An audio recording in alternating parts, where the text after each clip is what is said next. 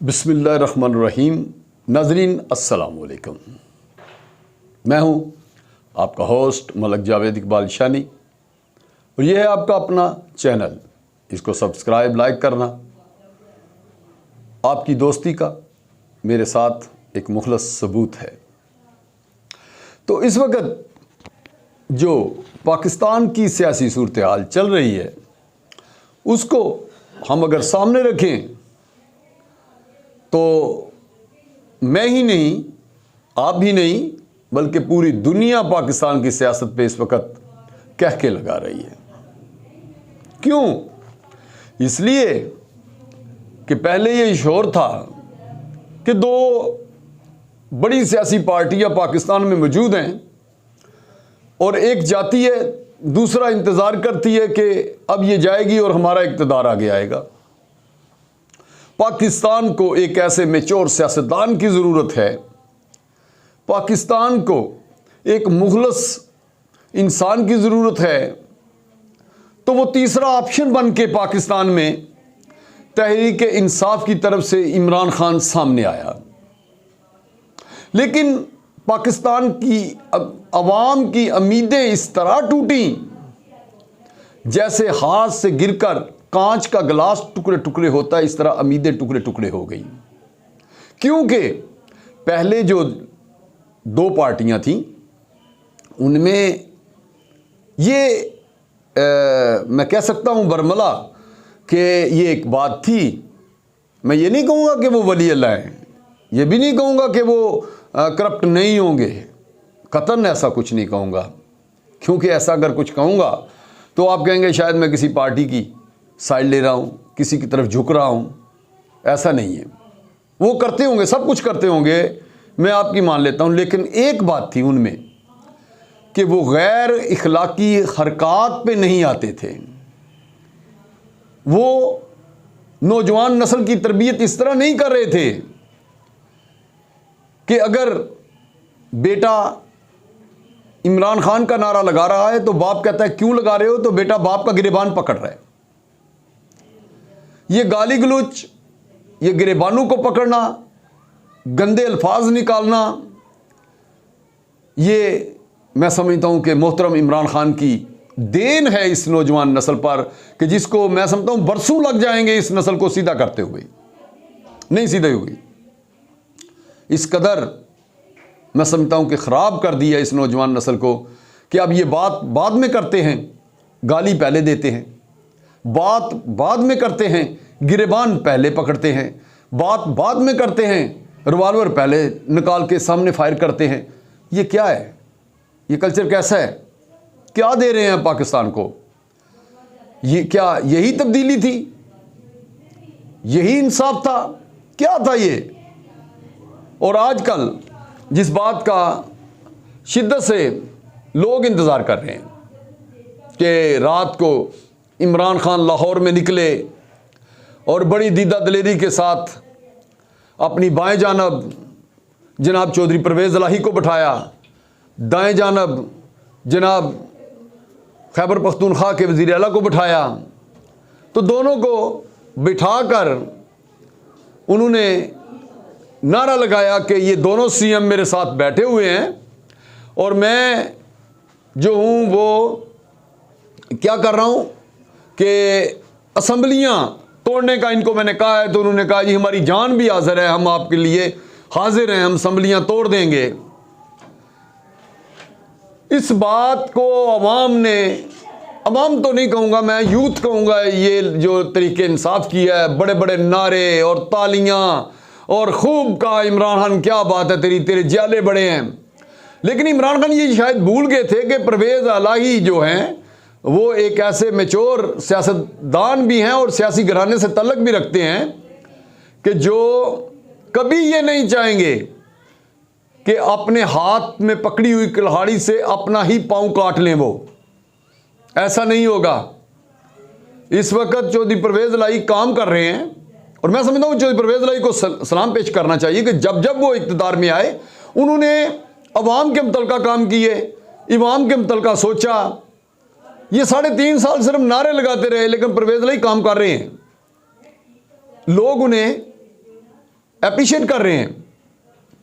तो अब खान साहब की तरफ चलते हैं कि खान साहब ने कहा कि असम्बलियां जुम्मे के दिन टूट जाएंगी।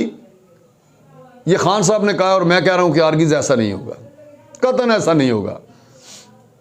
रात को परवेज अली साहब बैठ तो गए थे साथ, मैं खैबर पख्तूनख्वा की बात नहीं कर रहा, वो करें ना करें, मैं पंजाब की बात कर रहा हूं जो सबसे बड़ा सूबा है पाकिस्तान का।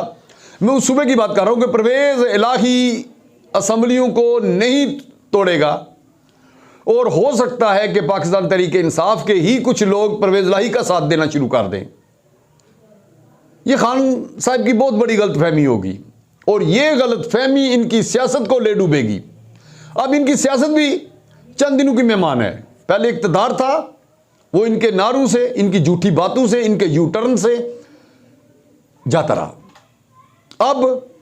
अब इनकी सियासत, तो सियासत भी इनकी चंद दिनों की मेहमान है। और अगर मैं समझता हूं कि असम्बलियां, मैं कहता हूं कि अगर असम्बलियां टूट जाती हैं तो फिर इमरान खान के पास कौन सा ऑप्शन है कि जो उनके ऊपर केसेस हैं उनसे बच सकें, वो उनकी गिरफ्तारी ना हो, मुमकिन ही नहीं।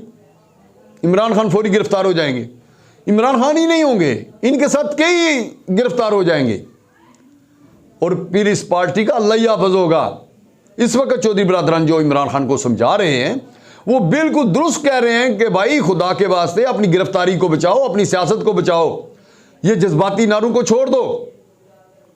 कल तक तो आप एक एहसासदारे को साथ लेके चल रहे थे, और भाई हम नाम नहीं लेते, हम एहसासदारा कह के पुकार लेते हैं, और तुमने पूरी दुनिया में इस इदारे को यार मजाक बना दिया।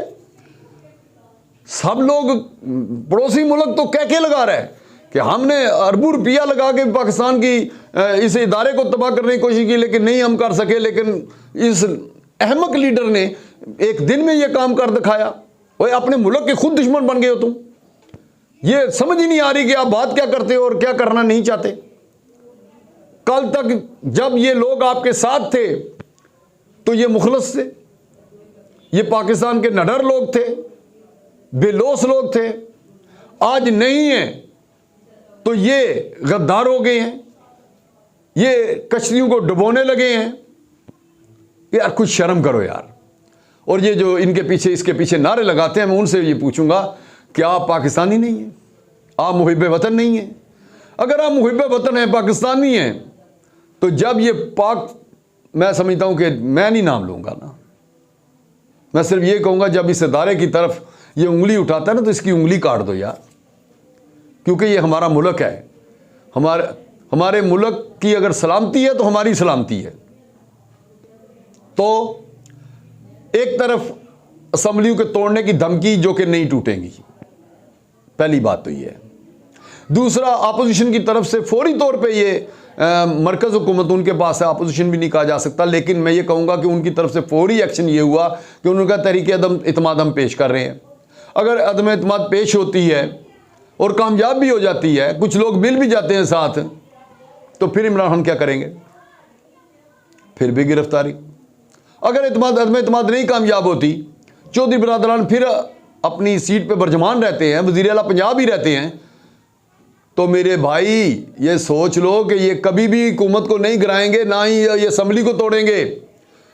दाएं बैठाओ या बाएं बैठाओ या सर पे बैठा लो, ये नहीं तोड़ेंगे।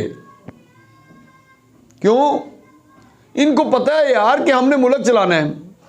और आपको ये भी नहीं मालूम, चलो जी आपकी मान लेते हैं कि असम्बली परवेज इलाही ने तोड़ दी, खैबर पख्तूनख्वा के वज़ीर आला ने भी तोड़ दी, इलेक्शन शुरू हो गए, तो कितने दिनों के लिए ये इलेक्शन करवाओगे?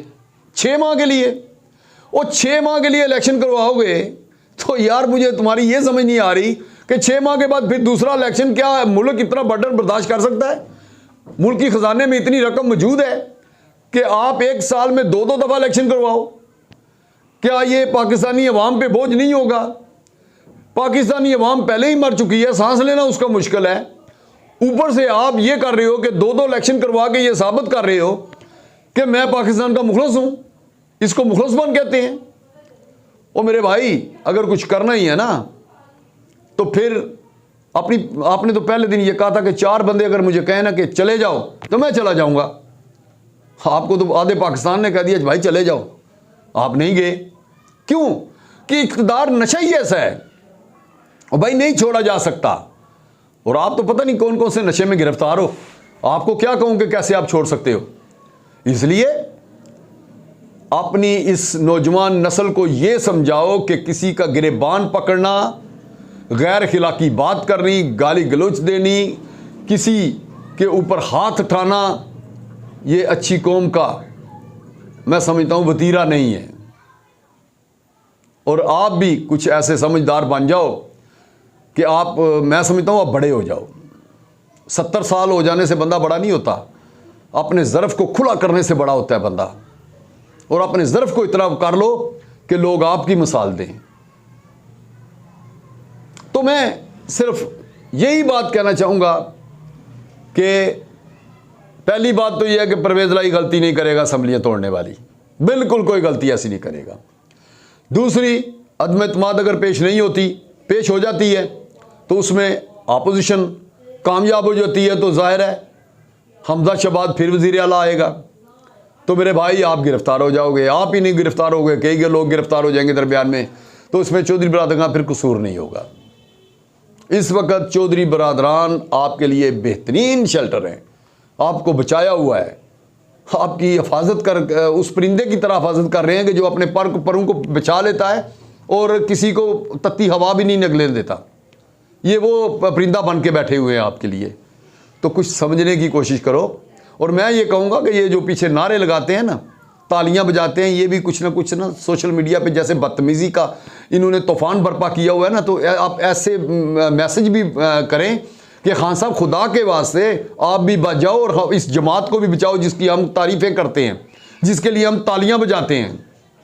और ये जो टिकट होल्डर, ये मैं समझता हूँ कि मरास पूरा करते हैं ना, मरासियों की तरह, कि भाई क्या बात है खान साहब आपकी, क्या बात है, आपने जो कह दिया वो अकले कुल है, बस उसके बाद कोई बात नहीं करनी है हमने। तो खुदा के वास्ते उसका भी बेड़ा ना गर्क करो और अपना भी बेड़ा गर्क ना करो। आपके ऊपर भी लोग हंस रहे हैं कि यार क्या कर रहे हो आप। तो आखिरी बात यह है कि गिरा हुआ इक़्तिदार आपका पहले है और डूबती हुई सियासत मुझे अब नज़र आ रही है। ये आपकी तहरीक इंसाफ का कोई नाम लेने वाला नहीं होगा, ये बात बता लूँ।